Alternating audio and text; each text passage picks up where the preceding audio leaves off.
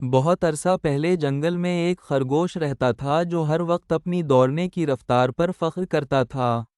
وہ اکثر کچھوے کو آس پاس کا سب سے سست جانور ہونے کی وجہ سے چھیڑتا۔ ایک اچھے دن، اس نے کچھوے کو جنگل میں دوسرے جانوروں کے سامنے اپنی صلاحیتوں کا مظاہرہ کرنے کی دوڑ میں جانے کی ہمت کی۔ خرگوش کی شیخی سے تنگ آ کر کچھوے نے بالآخر چیلنج قبول کر لیا اور ریس میں حصہ لینے کا فیصلہ کیا۔ ریس کے دن جنگل کے تمام جانور خرگوش اور کچھوے کے درمیان مقابلہ دیکھنے کے لیے جمع ہو گئے۔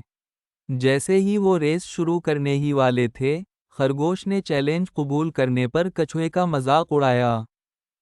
اس نے ذکر کیا کہ ریس جیتنے کے فوراً بعد، دوسرے جانور کچھوے کا مذاق اڑائیں گے۔ کچھوا خاموش رہا اور خرگوش کی باتوں پر دھیان نہیں دیا۔ ریس 1، 2 اور 3 کی گنتی سے شروع ہوئی۔ خرگوش نے فوراً بھاگنا شروع کر دیا اور کچھوا اپنی معمول کی دھیمی رفتار سے چلنے لگا۔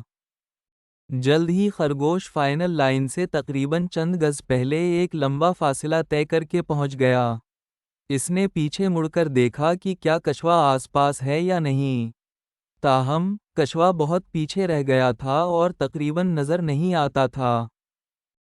خرگوش نے ریس مکمل کرنے سے پہلے راستے میں رک کر آرام کرنے کا فیصلہ کیا۔ اس نے ادھر ادھر دیکھا اور اپنے بائیں طرف اسے گوبھیوں اور گاجروں کا کھیت نظر آیا۔ اس نے گوبھی سے ناشتہ کرنے اور ایک مختصر سی نیند لینے کا فیصلہ کیا تاکہ وہ ایک تازہ موڈ میں تیزی سے فائنل لائن سے گزر جائے۔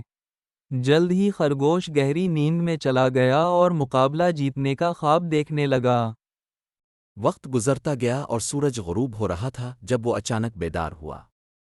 وہ جلدی سے چھلانگ لگا کر یہ چیک کرنے لگا کہ آیا کچھوا آس پاس ہے۔ اس کی مایوسی کے لیے کچھوا فائنل لائن سے صرف چند قدم کے فاصلے پر تھا۔ کچھوے کو فائنل لائن کے قریب دیکھ کر خرگوش جتنی تیزی سے ہو سکتا تھا اس کی طرف دوڑا۔ تاہم بہت دیر ہو چکی تھی اور کچھوے نے آخر کار فائنل لائن عبور کر لی۔ اس طرح کچھوا مقابلہ جیت گیا۔ جب خرگوش اس مقام پر پہنچا جہاں ریس ختم ہوئی تو تمام جانور کچھوے سے ریس ہارنے پر اس پر ہنسنے لگے۔ اس دن اس نے ایک سبق سیکھا کہ کسی چیز کے بارے میں شیخی مارنے سے آپ کی تعریف نہیں ہوتی، اس لیے آپ کو دوسروں کا مذاق نہیں اڑانا چاہیے۔ کہانی کا اخلاقی سبق: آہستہ اور مستحکم رہنے سے اب زندگی میں ہر ریس جیت سکتے ہیں۔